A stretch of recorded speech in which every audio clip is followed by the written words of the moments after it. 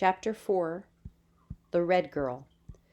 I always slammed the gate to our yard behind me when I was up to something. If I was leaving the house, the slam was to let my mother know that I had left, so she could stop worrying about me and put her mind on something else. Then, after a proper time had passed, I would quietly unlatch the gate, creep back into the yard, and dive under the house to extract or hide some object that was forbidden me. Usually some object that had come into my possession through my expert stealing. If I was returning home, I would reverse this procedure. First, being very quiet, checking my things under the house, making sure that everything was still in place, often adding a new treasure, then the loud bang of the gate to announce my mother that I had only just then returned home. My mother would usually say, "How many times do I have to tell you not to slam the gate?" I had under the house almost all the books I had ever read.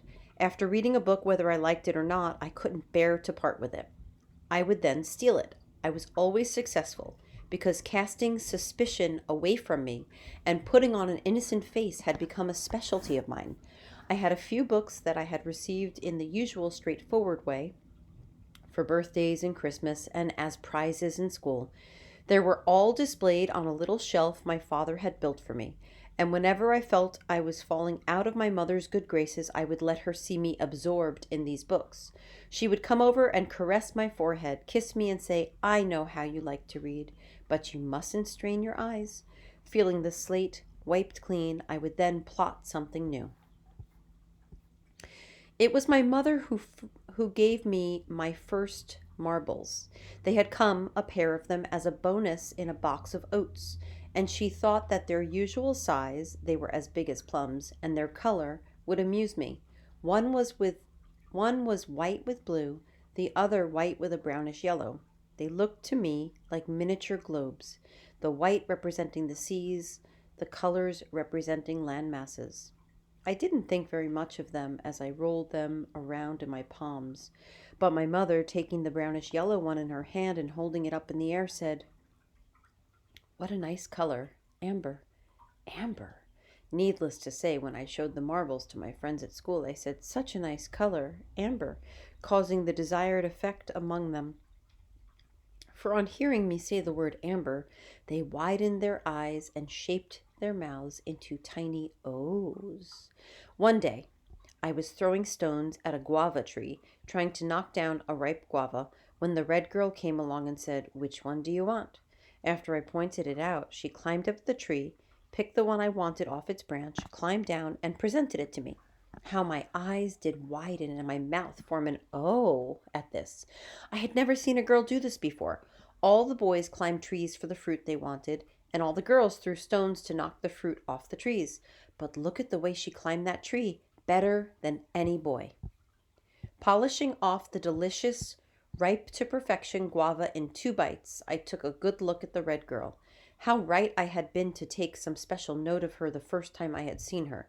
She was holding on to her mother's skirt, and I was holding on to my mother's skirt.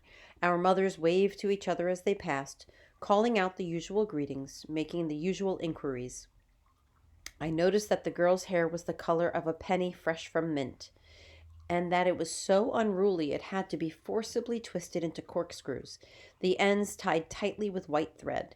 The corkscrews didn't lie flat on her head, they stood straight up, and when she walked they bounced up and down as if they were something amphibian and alive. Right away to myself I called her the red girl, for as she passed in my mind's eye I could see her surrounded by flames, the house she lived in on fire, and she could not escape.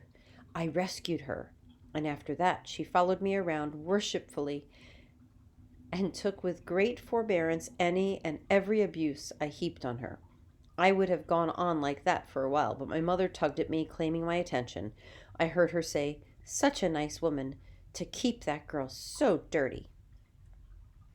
The red girl and I stood under the guava tree looking each other up and down. What a beautiful thing I saw standing before me. Her face was big and round and red, like a moon, a red moon. She had big, broad, flat feet, and they were naked to the bare ground. Her dress was dirty, the skirt and blouse tearing away from each other at one side.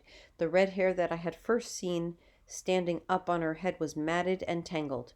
Her hands were big and fat, and her fingernails held at least 10 anthills of dirt under them.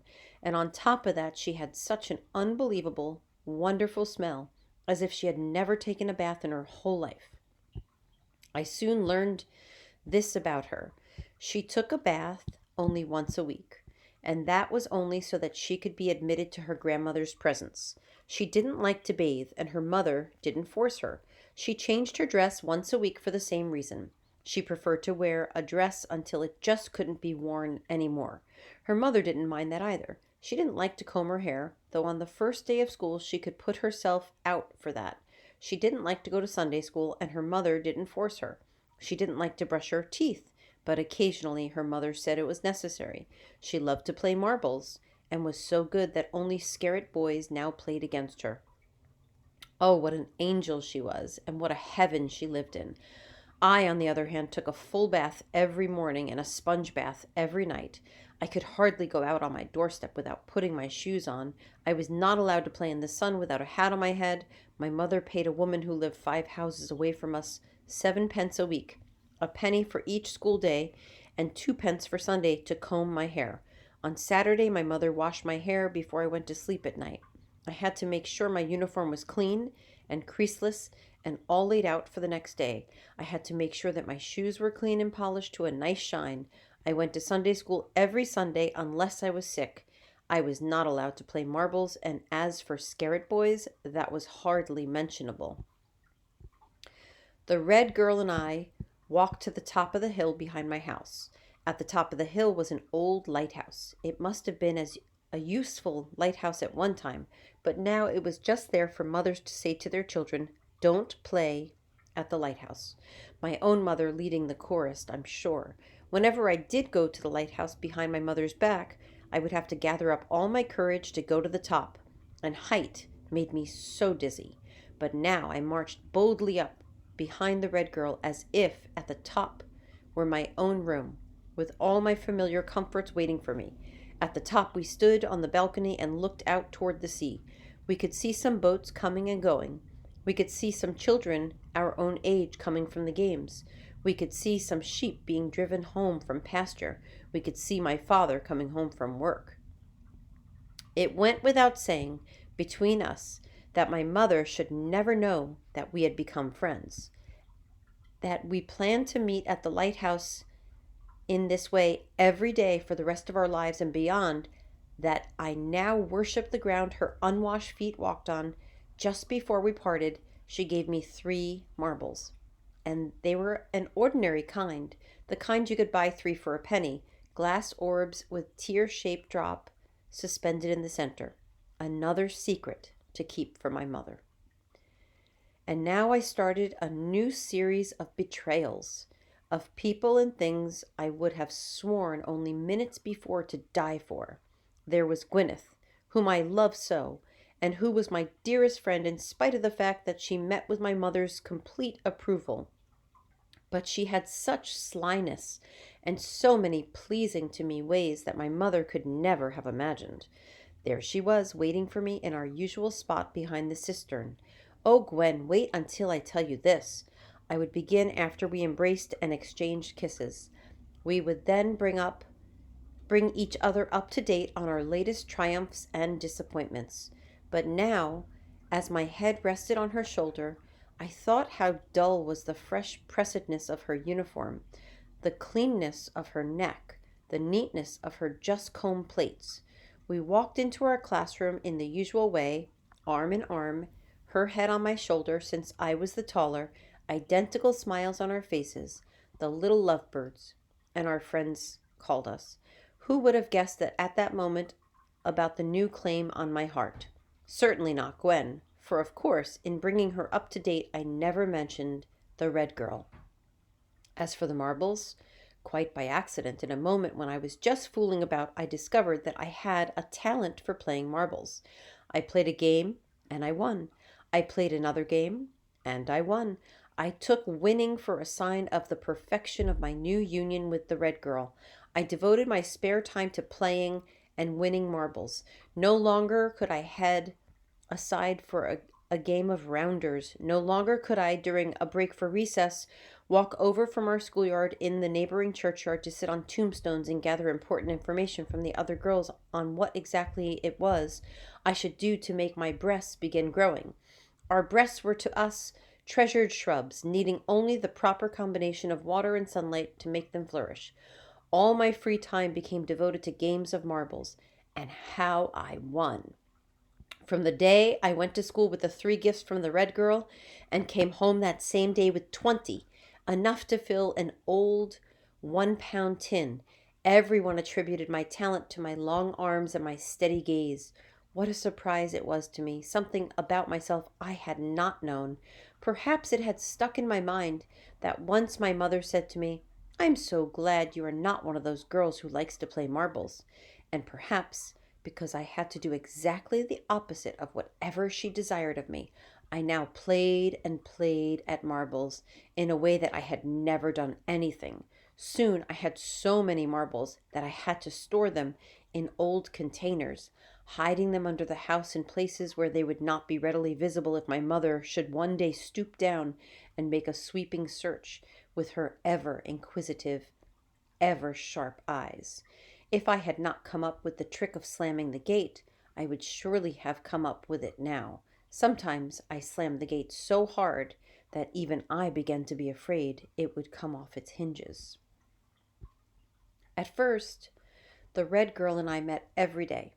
Every day I finished my chores, each chore being a small rehearsal for that faraway day, thank God, when I would be the mistress of my own house.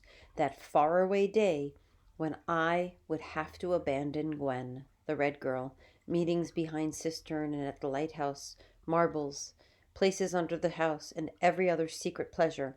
I would say to my mother, "I think I will go and stretch my legs a bit." It didn't take very long to wonder why, after all my daily activities, I should suddenly have an urge to stretch my legs. She said to me, "Why, after all the things you do every day, the sudden urge to have your legs stretched?" I had always been extremely lazy, enjoying nothing so much as lying on my bed, my legs resting on the window sill to catch the hot sun, reading one of my books, stolen or otherwise, or just toying with another treasure. After my mother said this, I stopped going to the lighthouse for a few days, and I worried about how to explain this interference to the Red Girl. How convenient for me it would be, I thought, to have a mother to whom I was not a prime interest. But I found a new tack.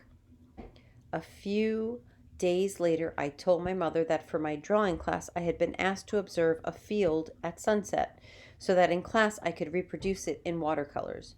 Would it be all right then if I just went for a small walk up and over the hill?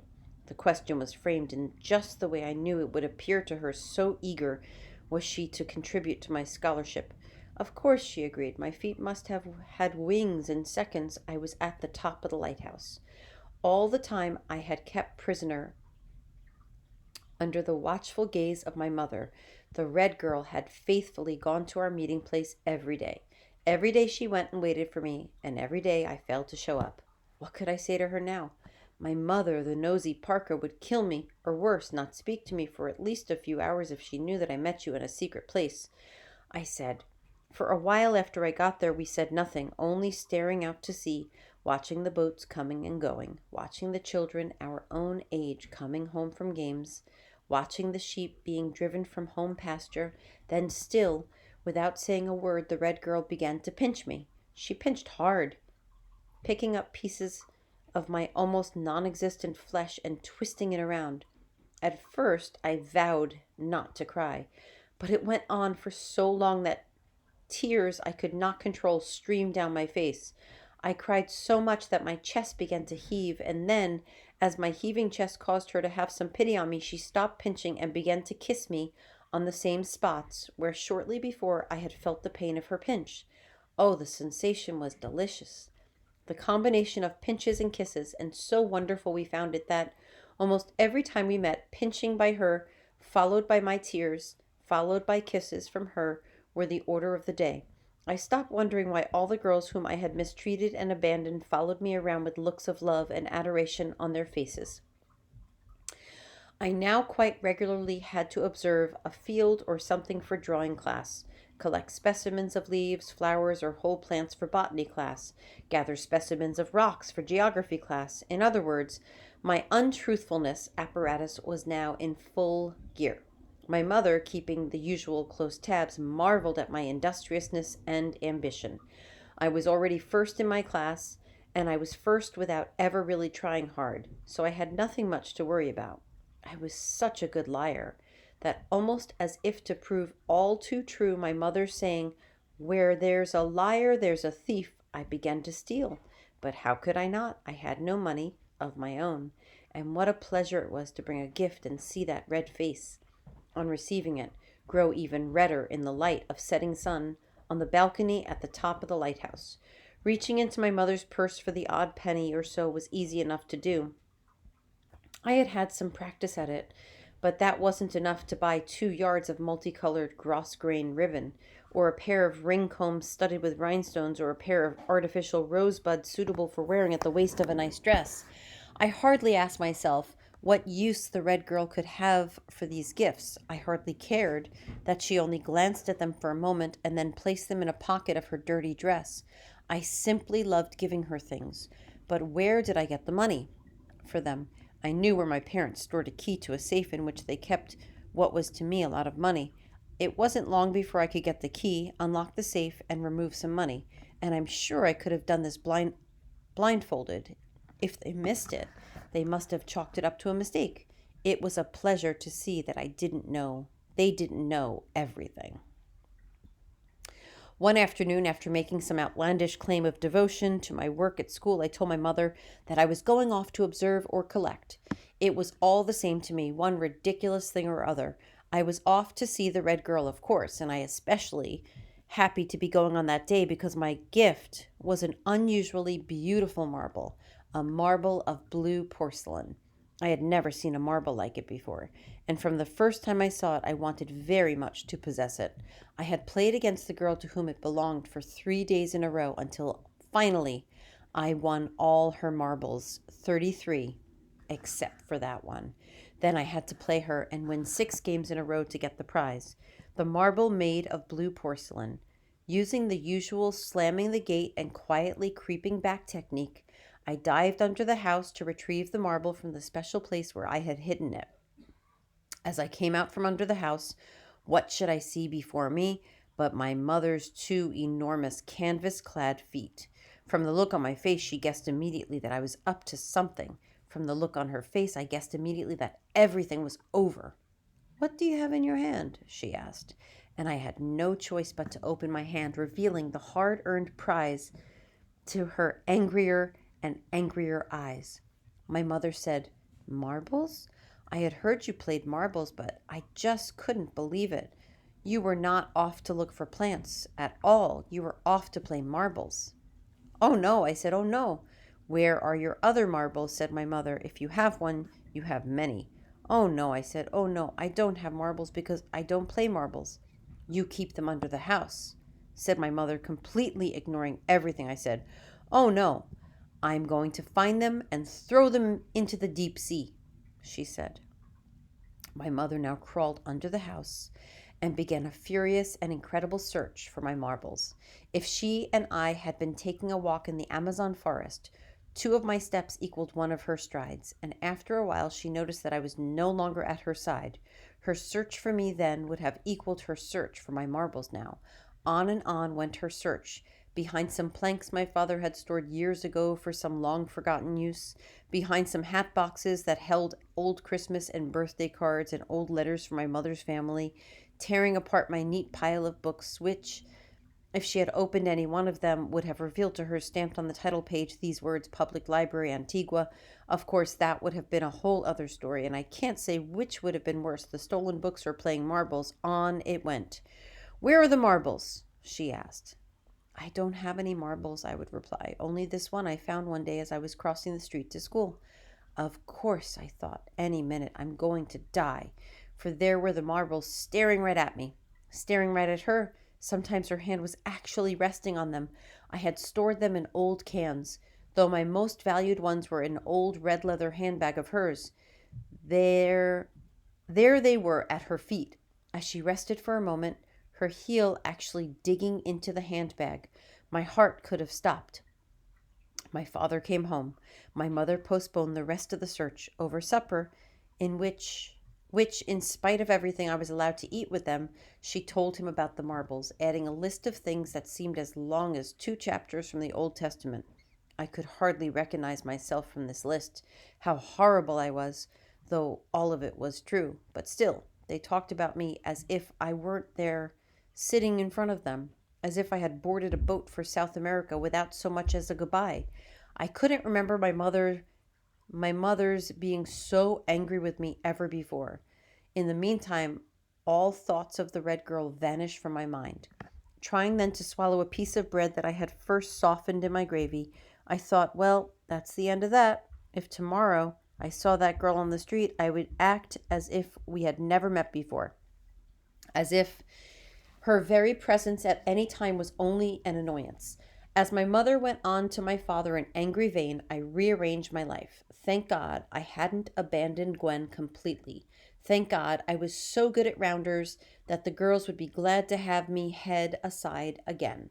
Thank God my breasts hadn't grown and I still needed some tips about them. Days went by. My mother kept up the search for the marbles. How she would torment me. When I left for school, she saw me out the gate, then watched me until I was a pin on the horizon. When I came home, there she was, waiting for me. Of course, there was no longer any question of going off in the late afternoon for observations and gatherings. Not that I wanted to anyway, all that was finished. But on it would go. For she would ask me for the marbles, and in my sweetest voice I would say I didn't have any. Each of us must have secretly vowed to herself not to give in to the other. But then she tried this new tact. She told me this. When she was a girl, it was her duty to accompany her father up to the ground on Saturdays. When they got there, her father would check on the plantain and banana trees, the grapefruit and lime and lemon trees, and check the mongoose traps. Before returning, they would harvest some food for the family to eat in the coming week. Plantains, green figs, grapefruit, limes, lemons, coffee beans, cocoa beans, almonds, nutmegs, cloves, dasheen, cassavas, and all depending on what was ripe to be harvested. On one particular day, after they had loaded up the donkeys with the provisions, there was an extra bunch of green figs, and my mother was to carry it on her head. She and her father started off for their home, and as they walked, my mother noticed that bunch of green figs grew heavier and heavier, much heavier than any other bunch of figs she had ever carried before. She ached from the top of her neck to the base of her spine. The weight of the green figs had caused her to walk slowly, and sometimes she lost sight of her father. She was alone on the road, and she heard all sorts of sounds that she never heard before, and sounds that she could not account for. Full of fright and in pain, she walked into her yard, very glad to get rid of the green figs. She no sooner had taken the load from her head when out of it crawled a very long, black snake. She didn't have time to shout. It crawled away so quickly into the bushes. Perhaps from the fright, perhaps from the weight of the load she had just gotten rid of, she collapsed. When my mother came to the end of this story, I thought my heart would break. Here was my mother, a girl, then certainly no older than I, traveling up that road from the ground to her house with a snake on her head. I had seen pictures of her at that age. What a beautiful girl she was, so tall and thin, long, thick black hair, which she wore in 2 plaits that hung down past her shoulders. Her back was already curved from not ever standing up straight. Even though she got repeated warnings, she was so shy that she never smiled enough for you to see her teeth, and if she ever burst out laughing, she would instantly cover her mouth with her hands. She always obeyed her mother, and her sister worshipped her. She in turn worshipped her brother, John, and when he died of something the doctor knew nothing about, of something the OB women knew everything about, my mother refused food for a week. Oh, to think of a dangerous, horrible black snake on top of that beautiful head. To think of those beautifully arched pink-soled feet, the feet of which mine were an exact replica, as hers were an exact replica of her mother's, stumbling on the stony, uneven road, the weight of snake and green figs too much for that small back. If only I had been there, I would not have hesitated for even a part of a second to take her place. How I would have loved my mother if I had known her then, to have been the same age as someone so beautiful, someone who even then loved books, someone who threw stones at monkeys in the forest. What I wouldn't have done for her, nothing would ever be too much. And so, feeling such love and such pity for this girl standing in front of me, I was on the verge of giving to my mother my entire collection of marbles. She wanted them so badly. What could some marbles matter? A snake had sat on her head for miles as she walked home. The words, "The marbles are in the corner over there," were on the very tip of my tongue when I heard my mother, her voice warm and soft and treacherous, say to me, "Well, little miss, where are your marbles?" Summoning my own warm, soft, and newly acquired treacherous voice, I said, "I don't have any marbles. I've never played marbles, you know."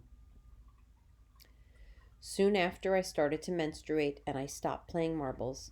I never saw the red girl again. For a reason not having to do with me, she had been sent to Anguilla to live with her grandparents and to finish her schooling. The night of the day I heard about it, I dreamed of her. I dreamed that the boat on which she had been traveling suddenly splintered in the middle of the sea, causing all the passengers to drown except for her, whom I rescued in a small boat. I took her to an island where we lived together forever, I suppose, and fed on wild pigs and sea grapes. At night, we would sit on the sand and watch ships filled with people on a cruise steam by. We sent confusing signals to the ships, causing them to crash on some nearby rocks. How we laughed at theirs as their cries of joy turned to cries of sorrow.